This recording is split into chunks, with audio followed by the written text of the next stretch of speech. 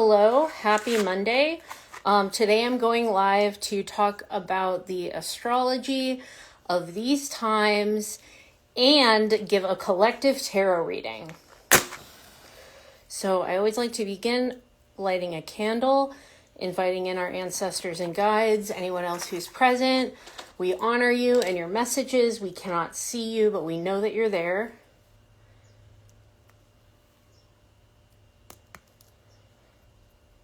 And yeah, I'm excited to talk to you guys about this. I haven't done a live or gone on video. I used to do it a lot, but I haven't done a video in a long time. And prepping for it, it's interesting because it's feeling very Mercury retrograde right now with technology. I have all my notes on my computer, and if my computer just decided to die, then I'm just going to have to freestyle this. Or should I just come back in a minute? Because, let's see here. Okay, it just restarted. So this is, I wouldn't even say arguably, I feel like anyone that's following astrology right now knows that this is probably the most potent week of the year, if not maybe in our lifetimes. And it's because not only are we moving into eclipse season, but also the final movement of the three planets, the three outer planets, is happening on the 20th. And that is Neptune moving into Aries and the Saturn-Neptune conjunction in Aries. So what does this mean? It means that we are changing as a collective body. We are no longer who we once were. We are no longer collectively going to be living in the same world. And I know if you're listening to that, that's probably not shocking because look at everything that's been happening, right? And I'm smiling so I don't cry because I'm going through it right alongside y'all, believe me. So if you're going through it, it makes sense. And if you're not going through it, I would love your tips and tricks because these times are really intense. Did my notes all disappear? There they are. Okay, cool. Okay, so I wanted to start talking about the astrology. So tomorrow, Tuesday, the 17th, we have a new moon solar eclipse in Aquarius. It's also the beginning of the year of the fire horse after we have wrapped up the year of the snake. So we've been shedding, and now we're ready to go. And this corresponds as well with the fact that 2026 is considered a magician year in numerology. It's year 1. So we're starting over. Aries is the beginning of the zodiacal wheel. We have Saturn and Neptune meeting at 1 degree Aries this week. At the very beginning of the zodiacal wheel, that's like coming out of the womb energy. Saturn is structure, kind of like the structure and the pre-existing way of being. The rules, the regulations, the way that we expect things to be. And then on the other hand, Neptune is sort of like the visionary planet. And within that, there's to every planet, there are two sides. So there's the visionary energy of Neptune, which is about the collective consciousness and dreams and creating bigger, brighter futures. And then Neptune is also deception, manipulation, choosing to numb out, addiction, etc. So there's several different energies that we're working with, but these energies are moving into Aries, which again, it's like gestation, it's like birth. It's the moment that we wake up. So the planet of Saturn, the planet of the structure, waking up.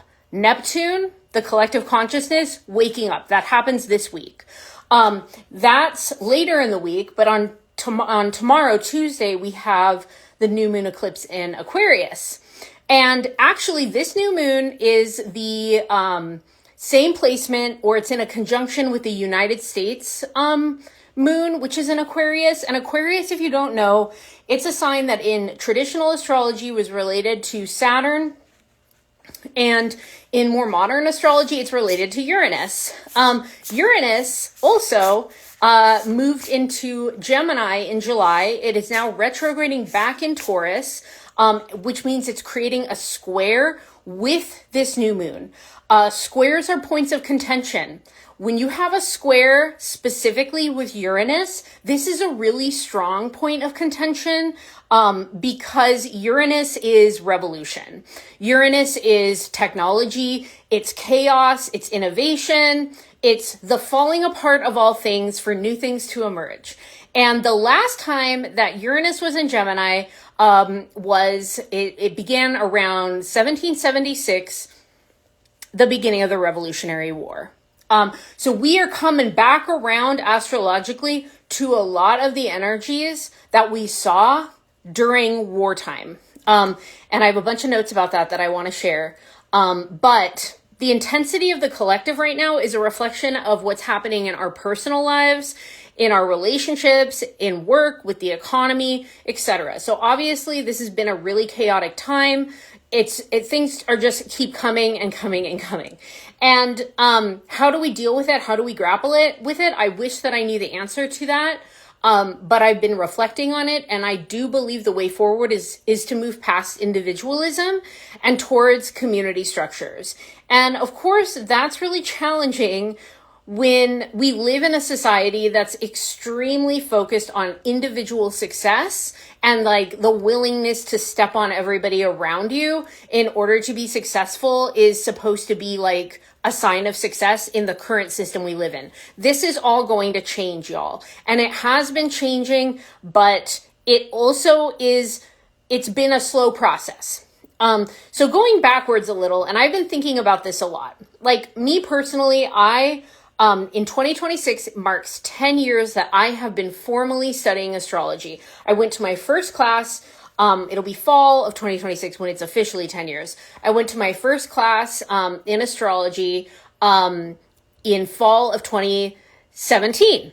And during that time, I learned a lot about Pluto and the United States Pluto return and Pluto in Capricorn. Pluto in Capricorn was peeling back the layers of the not even broken system, but like a system that was designed to be exploitative, a system that was designed to be problematic and harmful and rely on systems of power over. And what we saw during that time was the rise of fascism, right? Like, I'm going to be real with this video. I'm going to talk about things the way that they are. It's not to say that those elements hadn't been there and that they haven't been developing for a long time. That's the thing about astrology, and that's the thing about the outer planets. It's a slow burn. We're not watching things happen all of a sudden. We're watching a slow lead up to how things will happen based on what has already happened.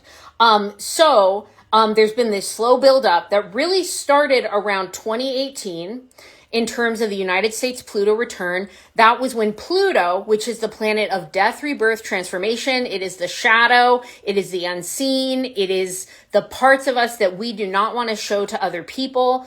That energy was meeting the place where it began when the United States Constitution, the Declaration of Independence, began. So the inception of this nation, which was built on stolen land, I think everybody agrees with that. It was conquered, it was stolen, it was colonized. So we really came already to that full cycle. And that came to head, that started really becoming real in about 2018, 2019. It started to come to a head in 2020, and then it peaked in 2022. In 2024, in November, Pluto moved into Aquarius. So, and it had been kind of back and forth because of the retrogrades. Pluto moved into Aquarius. I was going to begin this with something and I forgot, but I like to tell people, and I always tell clients this, I always tell people this, astrology and tarot is an interpretive art. It is not, in my opinion, it's an interpretive art. You learn tarot and astrology in order to give your interpretation on what is going on. And that is what I do in my client work. I am interpreting people's charts and I am interpreting cards in order to look at the pathways and the portals forward, the possible challenges, the things that might be coming apart. The planets are not forcing us to do anything, but we are every day heavily influenced by them, whether or not we would like to acknowledge that. I think my computer died again. I'm going to wing it. I wrote a ton of notes. So basically, Pluto, my take is, if you look at like the sociocultural, historical things that happened when Pluto went into Aquarius, it was the assassination of the CEO by Luigi Mangione. And when that happened, as an astrologer, I was like, it's here. This is Pluto in Aquarius. This is someone who has a lot of wealth and privilege, risking their life. And like, also a side note, we don't really know what happened. And I think that's like an important thing with everything coming out. We don't really know what's real. And that, therefore, we are being hoodwinked. We are being tricked in many ways by some of the most powerful people. So Pluto in Aquarius is the recognition that the old system, the old structure does not serve us anymore. How do we create a liberated structure? How do we move forward? How do we live in collective? How do we be in community? So that brings up a lot of stuff around, I think there's been an increase in social isolation in the last 5 years, 6 years since the pandemic began. And also probably longer than that because of social media and the internet. There's been a lot more social isolation, and how do we cope with that? And how do we move forward with that? I have experienced it myself, because we are not meant to be individuals. We are not meant to do all of this all on our own. We are meant to do things in collective. We are meant to do things in community. That is so much of what Pluto and Aquarius is about. The second planet, outer planet, would be Uranus, which moved into Gemini in July of last year. It has since retrograded back into Taurus. And Taurus is the earth. Gemini is ideas, stories, facts. So Taurus is the earth, the body. It's like abundance. It's sexuality. It's like eating good food, like partying. Like Taurus is a fun sign. But Uranus is the planet of revolutionary change and upheaval. So Uranus back into Taurus, we can look at like when that cycle started. I believe it was back in 2018. That was a time in which we started to watch, like, honestly, a lot of economic collapse, but also like the development of Bitcoin, etc., alternative means of funding or like supporting ourselves. So with all that said, Uranus going into Gemini, the way that we are in, we are separated, we are pulled apart from one another in this society, there's so much duality. Uranus and Gemini is going to increase that. It's also corresponding with AI. Because we think about Gemini as an air sign, it's about information, the change in the way that information is spread. Side note, I had to delete TikTok. I used to like watch TikTok all the time as like my way of like decompressing. I was like, cool, funny videos, like good ideas. I'm like inspired by the younger generation and all that they're doing. And then like in the last month, it's been like really hard to be on there because of the people that are so afraid and they have these ideas. And then also, we're all waking up to the fact that, again, we don't know anything for certain.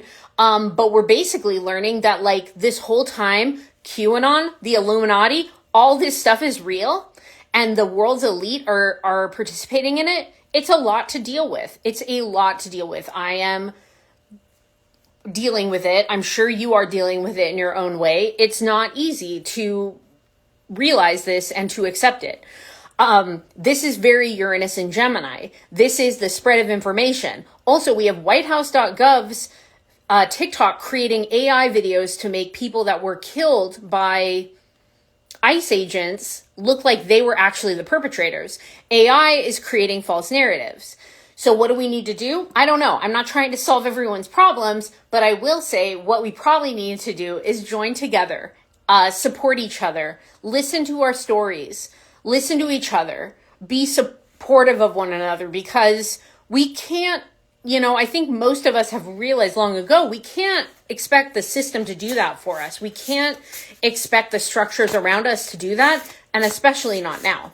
So I think of the historical context for Uranus and Gemini was the assassination of Charlie Kirk. Even though that was almost exactly 2 months after, this is a long transit. These outer planets are generational. They're about the collective. They're a slow burn. They take a while to show their true colors. So this was a time where ideas and points of view, everything got way more heated. It already was really heated. It already was really divisive. I think that Uranus in Gemini is just upping the ante. The other thing is that the last time we had Uranus in Gemini, that was during the Revolutionary War.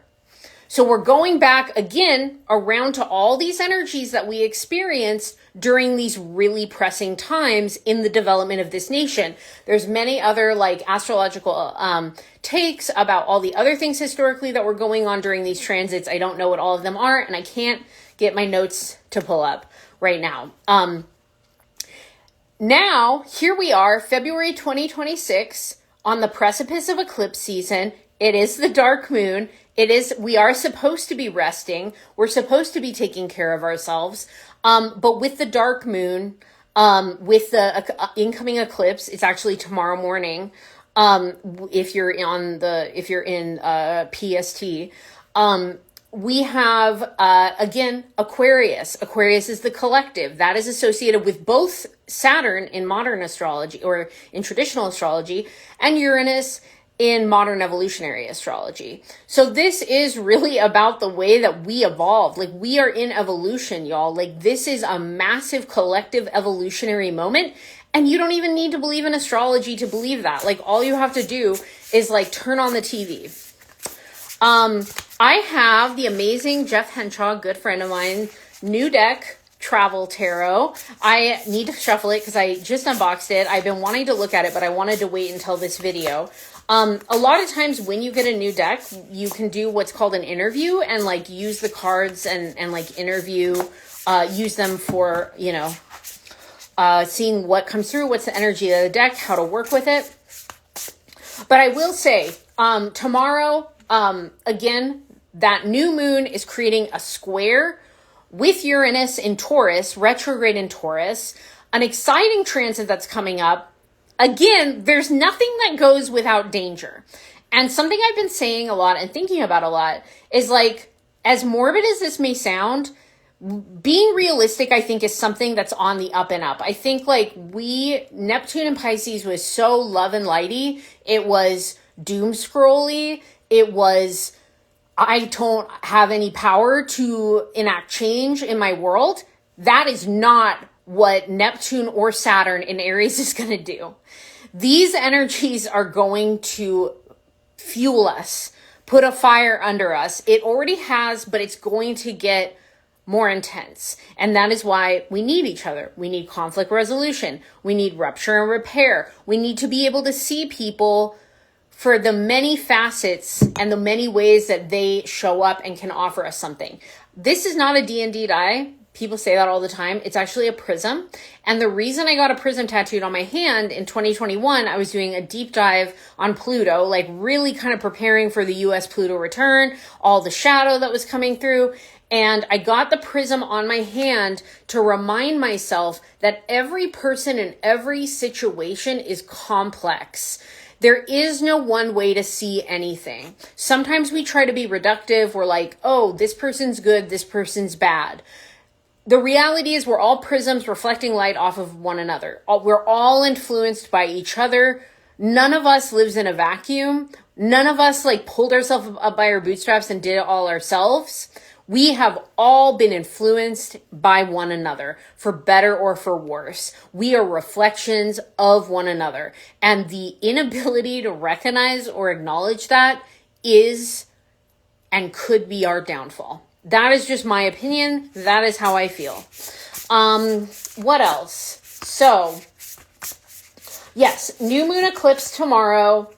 How does this affect you personally? That's when getting an astrology reading comes in. You know, we hear about these big collective transits. I'm an evolutionary astrologer, so I like to focus on the big collective shifts. And then how do they affect us as individuals? So what I do with clients a lot of times is like, we look at the big shifts and then we're like, how does this affect you personally? What is your role in everything going on in the world? Because there is like an element of excitement. There's so much tragedy. There's so much grief. There's so much emotion. There's complicated grief, compounded grief, so many different layers. Yesterday, I had to give myself permission. I'm the kind of person, I have Pluto in the first house. I'm very Plutonian in that I always look for the dark side of things. I try to look for the light side in the dark topics. And I've always been interested in like historical memoirs about war and all that. And like, I don't think in midlife, this is not good for my mental health. And especially not when the world looks the way it does. Like some of y'all like, dystopian fiction, Handmaid's Tale, etc. Me personally, it's too close to home. This is a time where we have to kind of dream up revolutionary futures, visionary futures, new worlds. And that's the thing. The new world with 0 degrees Aries, Saturn, Neptune conjunction, there is a new world. Things will be different. That doesn't mean it's going to be easy. It will not be. But it means that there's some world that we can't see. And you know who sees it? Our ancestors. That's why I always call them in. They can see it. Because they lived through things and they procreated, they created us. And now we're living in this new time. We're living through these new challenges, but not so new at all. Patterns repeat themselves. And that's what the planets have to tell us. That's what tarot cards have to tell us. That's what the natural world has to tell us. How is our world shifting because of climate change, climate collapse, loss of water, fascism, imperialism, industrialization worldwide? These are all things that will not be the same forever. And 0 degrees Aries, it's like being born again. This energy is like the collective is being reborn, like 0 degrees Aries, Neptune and Saturn. Saturn, the structure, Neptune, the visionary ability. So I have hope. Will I be one of the ones to survive this regime? I don't know. Will you? I don't know. We don't know that. But this is the thing. Think about ants. Have you ever had an ant infestation?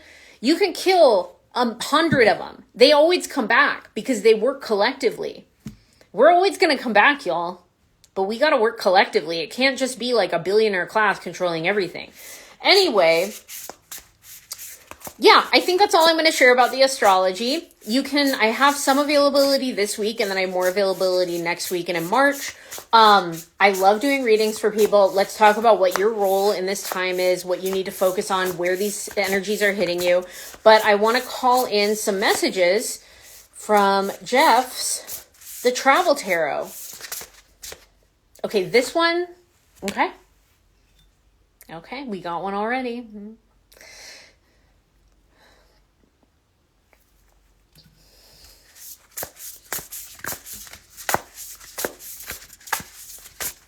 Okay. Always like to mix up a new deck well so we don't get a bunch of sequential cards, or if we do get a bunch of sequential cards, that means that it was meant to be that way. So I will share with y'all, the first card that came out is Strength. So the Strength year was 2023. Is that right? Nope, it's wrong. It was 2024. So the Strength card was 2024.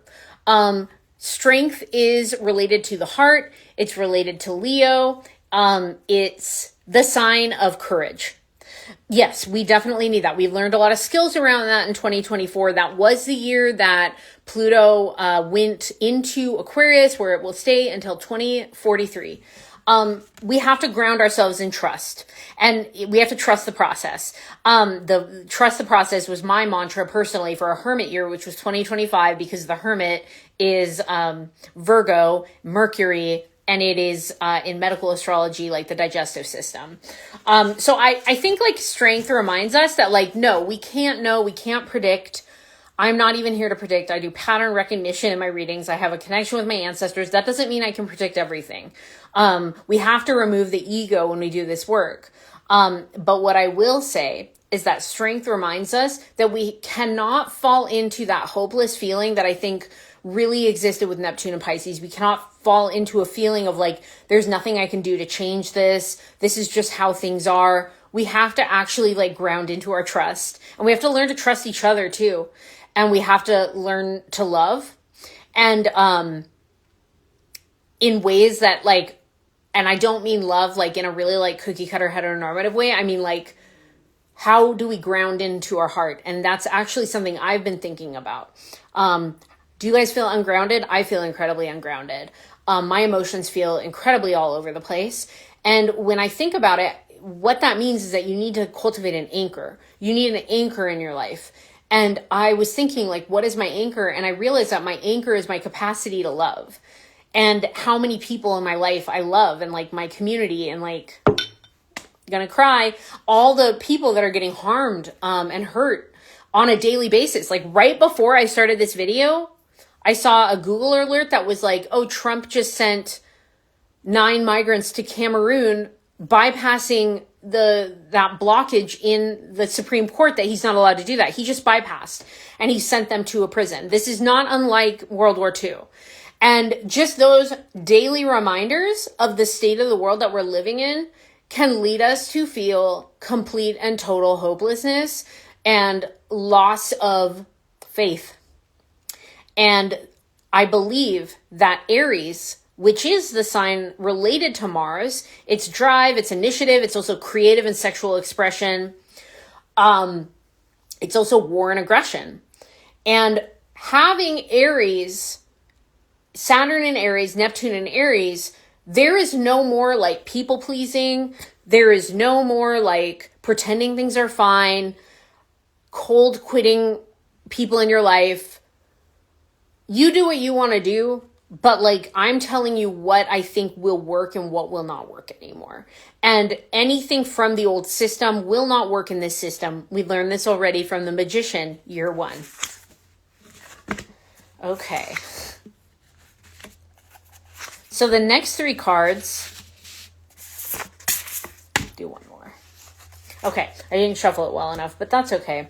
Let's look at this. So, Wheel of Fortune. So Wheel of Fortune always comes up in a reading. We have strength. You got to learn to trust. You got to learn to ground into your heart. You know, in the traditional image of strength, there's a femme putting their hand in a lion's mouth, and the idea is you're not going to get bitten because you have faith. Maybe you will get bitten, but it was worth it. Are you going to live as your truest self? It's worth it. Then we have Wheel of Fortune. And the funny thing is, whenever Wheel of Fortune comes up, this is Jupiter. There's a relationship to Sagittarius. Wheel of Fortune to me shows up when it wants to tell you that it doesn't want to tell you.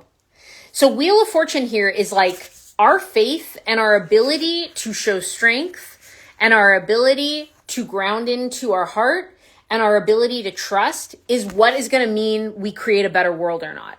So the thing is, it's not just like we're going to create a better world and we're going to continue to do everything the way that we've done it and not make any changes.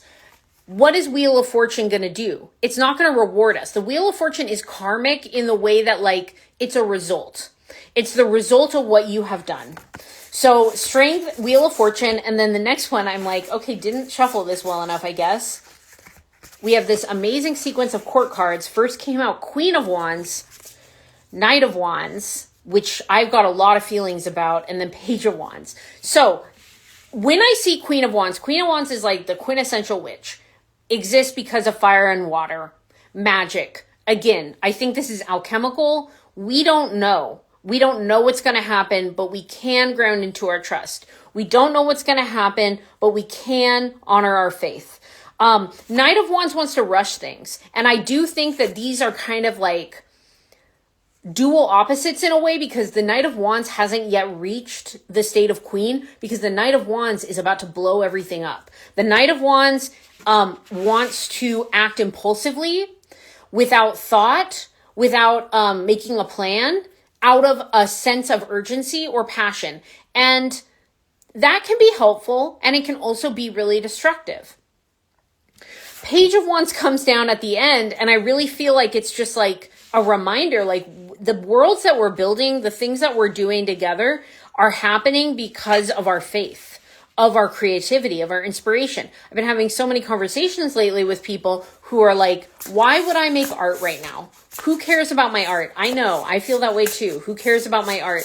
And yet, like, what art was created in a time where everything was going great? I don't know. So we have a lot of figures here. And also we can look at it like Queen of Wands, Knight of Wands, Page of Wands. They're all coming together to be like people of different ages, different abilities, different backgrounds coming together to be like, what is my skill set? That's something I love talking to people about in readings. Is just like, what do you bring to the table? Something that's been coming up in a lot of client readings is people feeling like they don't have anything to offer, or they don't have anything to give. And what I have to say to that is, of course you do, but you're not here to do everything. And I think living in an individualistic world, we're taught like you're supposed to do everything, and that's just not realistic. So let's see, let's get two more.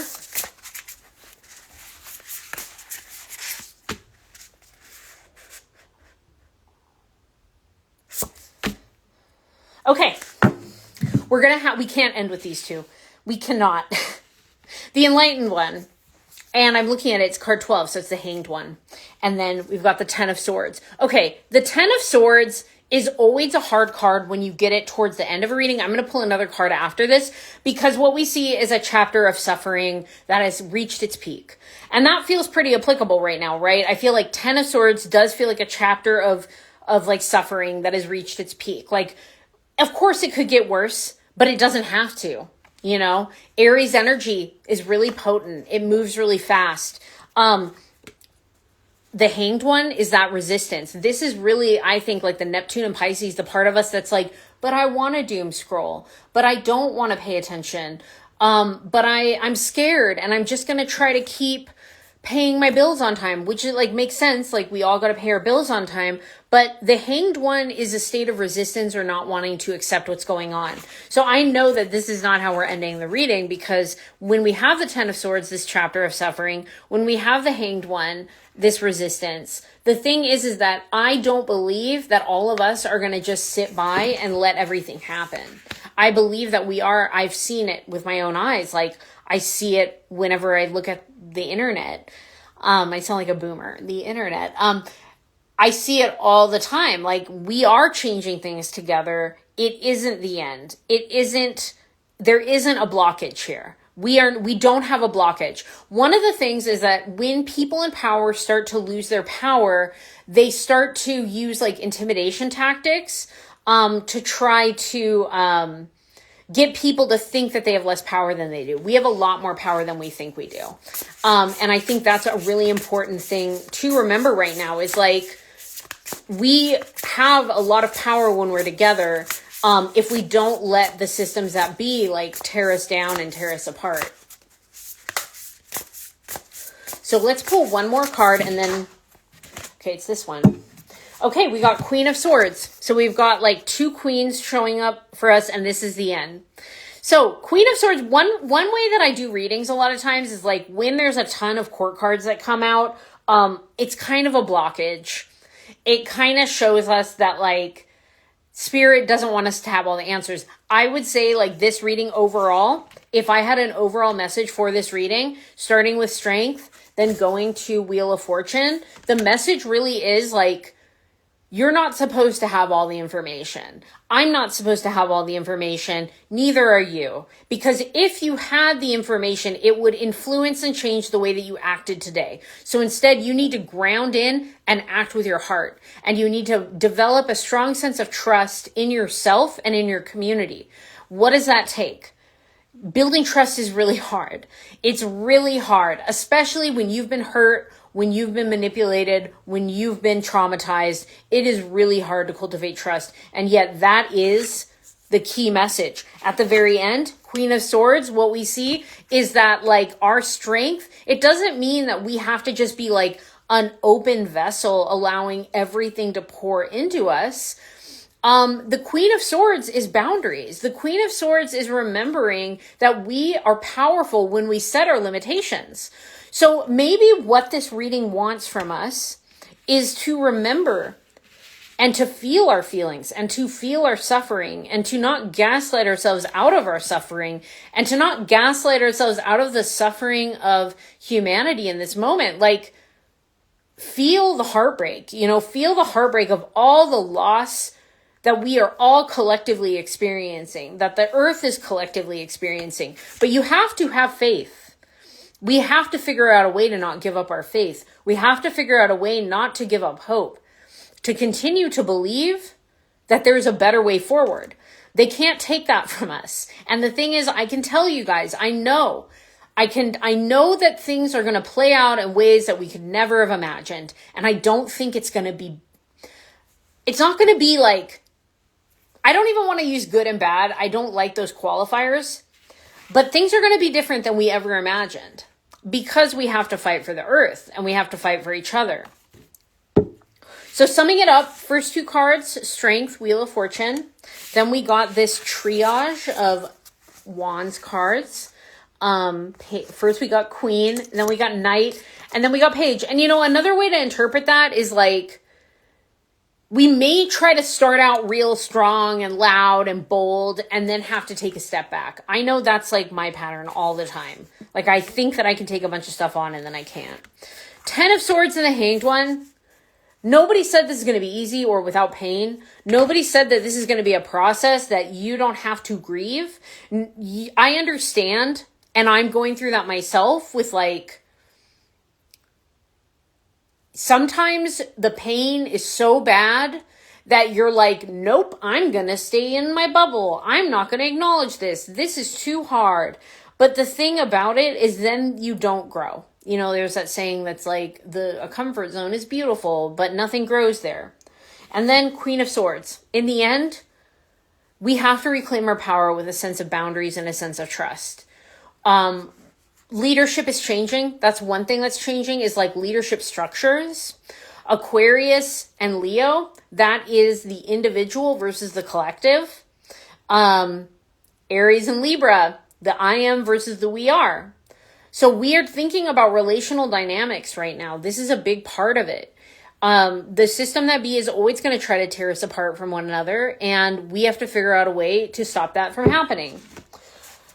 One last card. Let's see what it is. And thank you, Jeff. You can order Jeff's tarot deck. It's like just Google travel tarot. Jeff, you can leave another advice. Oh my gosh, justice. Another advice, another source. Justice. So when justice comes up, this is the thing. If we don't speak about the harms that have been committed, if we don't act, especially with this one, if we don't act boldly and loudly, like we are getting all this information about the absolute terror of the actions of the elite. And I think I didn't share this, but the realization I had, because I said, like, my whole life, I was like someone who's like, I want to read, like everyone would be like, I'm watching a reality show, and I'd be like, I'm reading a memoir about someone who survived war, and people would be like, wow, you're real fun. That's always what I was interested in. And with everything happening, like with the Epstein files, like I realized the other day, like I don't need to look at photos and emails of horrific things that happened to know that the elite should not have power and to believe survivors. I don't need to expose myself to that. And I want to extend that to you. You don't need to expose yourself to the absolute violence of these times in order to believe survivors and believe that we need justice. My fear is that if we keep getting bombarded with these images, that we will become desensitized to them. But there's no new world being built without us speaking up about what's not okay. We're not going to build a new world. So that's the thing. You can't build a new world by love and lighting all your feelings away, by smiling and being friendly when that's not how you feel. We have to accept our emotions. We have to accept other people's emotions. We need to ground them. We need to anchor them in our hearts and anchor them in our love. And I love you guys. Thank you for listening. If you want to book a reading, milkthistleYuccavalley.com. I'm open most Thursdays and Fridays. Let me know what you think of this reading. If you watched it, I'm going to try to post it on the feed. Okay. Bye.